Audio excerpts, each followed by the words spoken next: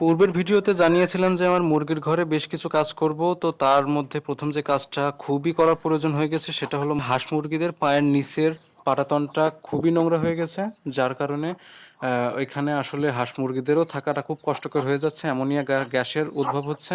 নিচে পায়ের নিচে কি দিব সেটা নিয়েও বেশ চিন্তিত ছিলাম যে আসলে বাঁশের পাটাতন ব্যবহার করলে আস্তে আস্তে ওখানে মুরগিদের বিষ্ঠা জমতে জমতে একসময় খুবই নোংরা হয়ে যায়।